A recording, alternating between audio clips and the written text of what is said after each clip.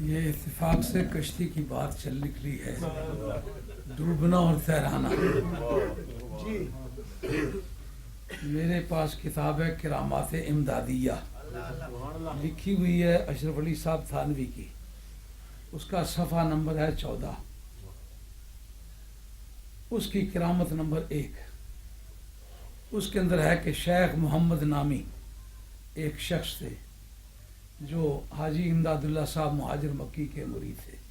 یہ حاجی امداد اللہ صاحب مہاجر مکی تمام علماء دیوبند کے اور اہل حدیث کے یہ پیر ہیں، جو ان کو پیر مانتے ہیں وہ دیوبندی ہیں اور اہل حدیث ہیں، اور بہت سارے لوگوں کو جاتے جاتے انہوں نے خلافت پھینکی بھی ہے۔ اچھا، خلافت پھینکی؟ ہاں، مطلب یہ کہ کسی سبب سے لوگ یہ کہیں گے یہ سنیوں کے بھی پیر ہیں۔ بہرحال اسے خلافت پھینکنے سے بنتا کچھ نہیں۔ بہرحال یہ بندے نیک تھے، ان کی کرامات کا ذکر ہے۔ کرامت نمبر 1 ہے، شیخ محمد رہنے والے انڈیا کے تھے، حج کے لیے گئے ہوئے ہیں۔ جدے سے کوئی 200 میل کے فاصلے پر ایک بھنور میں ان کا بحری جہاز پھنس گیا اور 2-3 دن تک وہاں چکر کھاتا رہا، اس سے نہ نکل سکے، آخر ڈوبنے کی نوبت آ گئی۔ یہ میں چاہوں گا کہ آپ فارغ ہو کر یہ فوٹو سٹیٹ کروا کے یہ آپ ساتھ لے جائیں، تاکہ آپ کو جب بھی کوئی غوث پاک کی بیڑی تیرانے کے بارے میں بات کرے تو آپ اس کو یہ بات کر سکیں۔ اب جناب وہ کہتا ہے، شیخ محمد صاحب کہتے ہیں کہ جب ناخدا یعنی جو شپ کا کیپٹن تھا اس نے کہا کہ اب لوگوں بچ نکلنے کی کوئی امید باقی نہیں، اب اپنے گناہوں سے توبہ کرو اور سچے دل سے اللہ کی بارگاہ میں درخواست کرو کہ اللہ تعالیٰ اس بھنور سے ہمیں نکالے۔ اس ارادے سے لوگوں نے اللہ توبہ کرنا شروع کر دی، اور میں بھی جہاز کے ایک کونے میں جا کر کے بیٹھ گیا اور مراقب ہوا، مراقبے میں اس طرح کے آنکھیں بند کر لی، گردن نیچی کر لی، اور کیا کہا اپنے مرشد سے رابطہ کیا، ٹیلی فون کے ذریعے سے نہیں، ٹیلی فون وائرلیس کے ذریعے سے نہیں، وائرلیس کے ذریعے سے، تار برقی کے ذریعے سے نہیں، اس کے ذریعے کیا ذریعہ تھا؟ کا ہارٹ، قلب کے ذریعے سے۔ وہ آپ کے قلب میں آ گئے یا آپ ان کے قلب میں چلے گئے؟ کیا طریقہ تھا؟ کہا میں نے تصور کیا اور تصور کے عالم میں شیخ کو حاضر کر کے تو شیخ سے کہا کہ یہ پہنچنے کا وقت ہے۔ شیخ صاحب ہیں کہاں؟ کہا ہندوستان میں، تھانہ بھون میں۔ تو اتنے میں کیا دیکھتا ہوں کہ حافظ ضامن صاحب اور حاجی امداد اللہ صاحب یہ دونوں جو ہیں، ایک نے آگے سے کندھا دیا ہوا حاجی امداد اللہ صاحب نے، حافظ ضامن نے پیچھے سے کندھا دیا ہوا ہے، اور اس جہاز کو پانی کے گرداب سے نکال کے نارمل پانی کی طرف لے آئے۔ اچھا، آپ اس وقت بیٹھے ہوئے کہاں تھے؟ جہاز کے اندر۔ تو پانی کے اندر جو آدمی آیا جہاز سے باہر تھا۔ آپ کہتے ہیں نبی کو دیوار کے پیچھے کا پتہ نہیں، آپ کو پتہ کس طرح چل گیا کہ اس وقت حافظ ضامن صاحب آئے ہوئے ہیں؟ علی نہ پتر سا نہ کلیوں مونڈا دے کی دسنا کہ مولویاں نہیں کرامت ہی نہ دو جنے رلے تو کرامت ہے کوئی۔ سبحان اللہ، واہ واہ، ماشاءاللہ، سبحان اللہ، بیڑی تار گئی نا مولویاں نے۔ میں سانجی کرامت ماڑے پتے جگہ کوئی نہیں، پہلی سانجی کرامت، دو رلے بندے دو کرامت ہے۔ سبحان اللہ، وہ اس کو مائی سی، اس کی باں کپی سی، ایک جنے کو بیوہ ہوئی تو دعا جنا کری گدا، اس آکھا واہ نور، اس نور نہ سا سکھا نورے تو اڑا کبال تکیا باں ایک دو جنے دو۔ سبحان اللہ، مولوی دو رلے تو کرامت ہے۔ اب جناب کہتے ہیں کہ میں نے اپنی کتاب پر وقت بھی، دن بھی، مہینہ بھی لکھ لیا، اور لکھنے کے بعد جب حج و زیارت سے واپس آیا سیدھا تھانہ بھون میں گیا۔ وہاں جب پہنچا تو آگے ان کا ایک طالب علم تھا، اور وہ پنجاب کا کوئی گاؤں پاندری ایک جگہ ہے، پاندری کا رہنے والا تھا، علی محمد اس کا نام تھا. تو میں جب وہاں گیا تو وہ مجھے ملا، تو میں نے ذکر کیا کہ اس طریقے سے حاجی صاحب کی اور حافظ زامن صاحب کی کرامت دیکھی. انہوں نے کہا جبھی تو اسی تاریخ پہلے حاجی عبداللہ صاحب نکلے، انہوں نے اپنی لنگی دی جس کے اندر سمندر کے پانی کی مہک تھی، بو آ رہی تھی اور وہ بھیگی ہوئی تھی اور اس کا وہ کھاری پن ہاتھوں کو بھی محسوس ہو رہا تھا، وہ مجھے دی کہ یہ سمندر کا پانی اس کو لگ گیا ہے، جبکہ کئی 100 میل ہے وہاں سے سمندر، وہ پانی کس طرح لگ گیا ہے اس کے بارے میں تو تم نے کوئی حجت شریعہ نہیں مانگی ہے کہ دلیل لاؤ کہ جناب یہ گئے کس طرح ہیں، ثبوت اس کا قرآن سے لاؤ. غوث پاک کے بارے میں یہی اعتراض ہے جی، قرآن سے ثبوت لاؤ. قرآن کے سے ثبوت تو ہم لے آئیں گے اس لیے کہ وہ تو صاحب قرآن کی اولاد میں سے ہے. تم سے جب مانگے گے کہ ان کا نام نکالو، کہاں نکلے گا؟ کہا پھر وہ میں نے لنگی دھو کے دھوپ میں ڈالی، اتنے میں حافظ زامن صاحب نکلا ہے، انہوں نے اپنی لنگی دی، وہ بھی لنگی بھیگی ہوئی تھی. یہ اسی وقت کی بات ہے، اسی دن کی بات ہے. اس کا مطلب تم نے یہ تسلیم کر لیا ہے کہ ایک آدمی جو تھانہ بھون میں اسی وقت موجود ہے، وہ اسی وقت جدے میں بھی گیا ہے اور وہاں سے کشتی بھی تیرائی ہے اور واپس بھی آیا ہے، لیکن وہ نشانی ساتھ لے کے آیا. کرامت کے ذریعے سے جب اتنا سفر طے کیا تو لنگی کو کیوں بھیگنے دیا ہے؟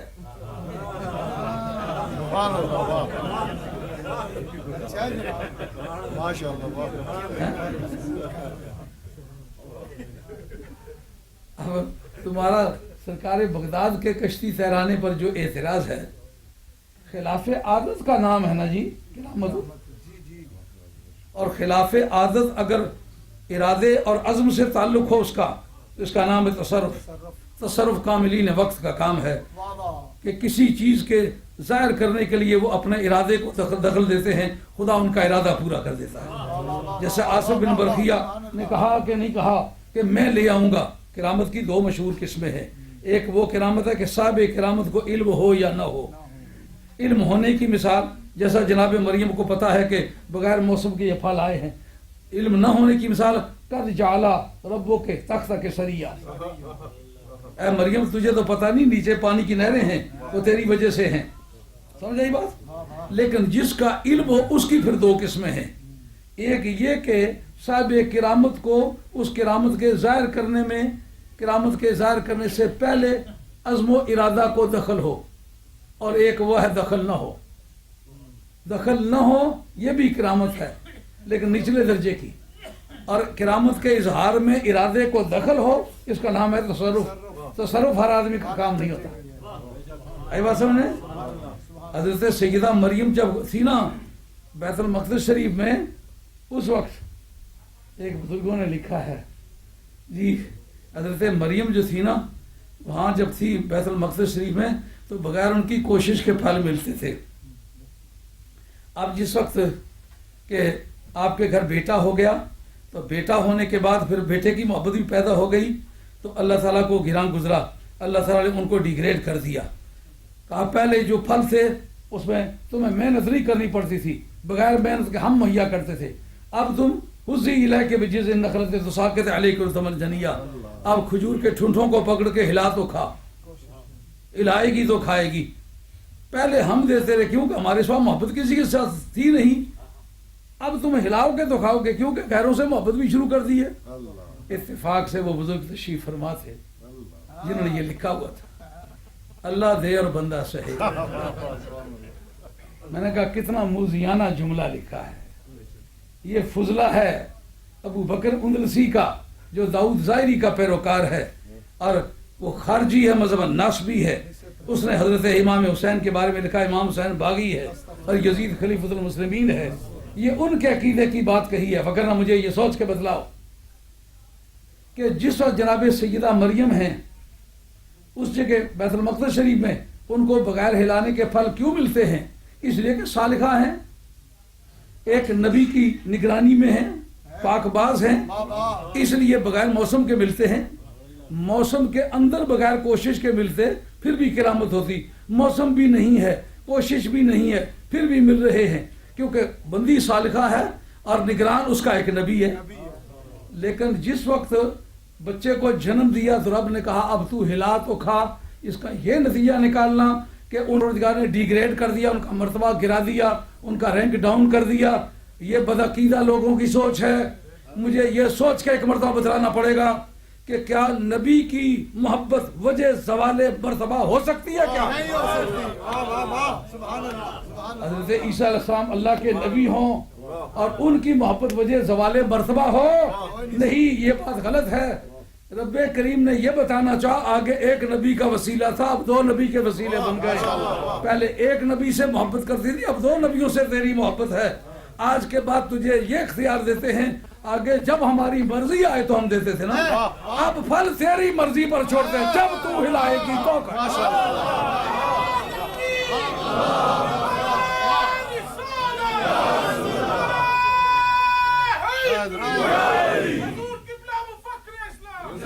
آزاد مفکر اسلام, تعلیمات مفکر اسلام. سبحان اللہ سبحان اللہ. خلاف عادت کا نام کرامت ہے نا جب ولی سے صادر ہو تو. اب جو کشتی تیرانا ہے اور 12 برس کے مردوں کو زندہ کرنا, بحث تو یہ ہے مردے کو زندہ کرنے کے لیے لمٹ تو کوئی نہیں ہے نا کہ اگر جلدی مرا ہوا تو جلدی زندہ ہو سکتا ہے, اگر ٹائم زیادہ نکل جائے تو زندہ کرنا ذرا مشکل ہو جاتا ہے. یہ تو پروگرام نہیں ہے نا. اب اگر قرآن مجید یہ ثابت کر دے کہ ولی کے توسل سے مردے زندہ ہو سکتے ہیں تو پھر وہ ولی کو سے پاک جیسا ولی تو نہیں تھا نا. جس وقت قرآن مجید کہتا ہے وَإِذْ قَتَلْتُمْ نَفْسًا فَادَّارَأْتُمْ فِيهَا, حافظ نہیں ہوں, اگر کوئی اعراب میں غلطی کھا جاؤں یا کوئی تلفظ میں میری رہنمائی آپ فرما سکتے ہیں. یاد کرو وہ وقت جب تم نے ایک بندہ مار دی, بنی اسرائیلوں کو کہا یہ بندہ اپنا مار کے ذمہ دوسرے کے لگا دیا کہ ہمیں وراثت مل جائے اور جرم کی سزا وہ بھگتے. اب موسیٰ علیہ السلام کے پاس گئے, ان اللہ یأمرکم ان تذبحوا بقرہ. اس سے پتہ چلا نبی بے اختیار شخصیت کا نام نہیں ہوتا. یہ کرمنل کیس ہے, فوجداری کا کیس ہے. نبی کے پاس کیوں گئے ہیں؟ معلوم ہوا کہ پوری جوڈیشری نبی کے پاس ہوتی ہے, اس لیے انہوں نے جا کر کے یہ رپورٹ لانچ کرائی ہے. مگر نہ ان کے پاس کیوں جاتے, کسی تھانے میں جاتے. انہوں نے کہا ان اللہ یأمرکم ان تذبحوا بقرہ. انہوں دیاڑے گائیاں نے ذبح کرنے دیاڑے نا.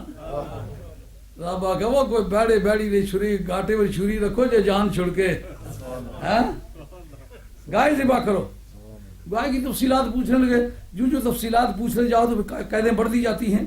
کرتے کراتے ایک ولی کی گائے کے نام پر قرآن نکلا. ولی کہاں ہے؟ مر گیا ہوا ہے. اس کے مرنے کے بعد حکم ہوا یہ گائے ذبح کرو. گائے ذبح کرنے کے بعد کہا اس کا چمڑا اتارو. چمڑا اتارنے کے بعد کہا اس کی دم کاٹو. کہا دم کاٹ کے کیا کرے؟ فَقُلْنَا اضْرِبُوهُ بِبَعْضِهَا. اس میت کو اس کا کچھ حصہ کاٹ کے مارو. کٹی ہوئی دم مردے کو لگی, مردہ اٹھ بیٹھا. اس نے کہا یہ جو رو رہے ہیں قاتل اصل میں یہی ہیں.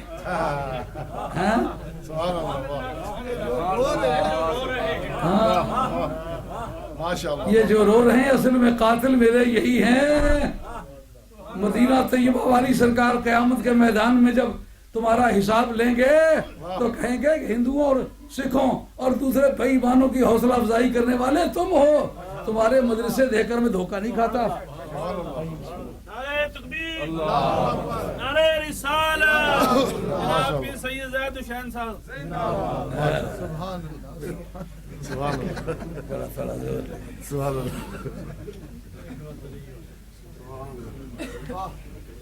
وہ ایک بزرگ سے تھے مکمل ان پڑھ سے تھے چنگے 7.5 فٹ نے ایک بیری سے راجے ظہور نے کرانے کھولی انہوں نے کہا یہ راجے آجی اندازہ نکال دی.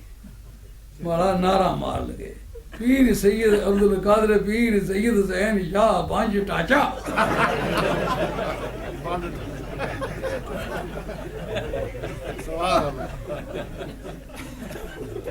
سبحان اللہ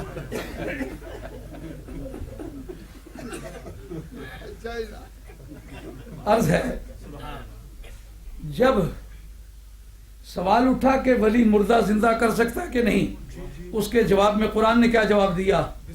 ولی زندگی میں تو کیا مر بھی جائے تو بھی زندہ کر سکتا ہے، صرف وہ خود مر نہ جائے بلکہ اس کی گائے ہو وہ بھی زندہ کر سکتی ہے، صرف گائے نہ ہو وہ بھی مر جائے تو بھی کا صرف وہ مر ہی نہ جائے، چمڑا اتار لیا جائے، دم کاٹ لی جائے، تو مرے ہوئے ولی کی مری ہوئی گائے کے اترے ہوئے چمڑے کی کٹی ہوئی دم مردے کو لگے مردہ زندہ کر ڈالے۔ اگر گائے ولی کی زندہ کر سکتی ہے تو والی بغداد کے بارے میں یہ کیوں بحث چھیڑی؟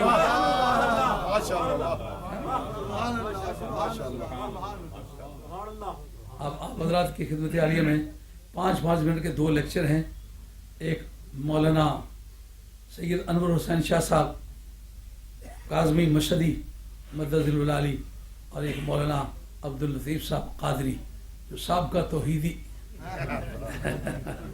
یہ 5 منٹ کے لیکچر ہیں۔ شاہ صاحب پہلے آپ تشریف لائیں، ارشادات فرمائیں، اس کے بعد پھر زاہد حسین شاہ صاحب کا خطاب۔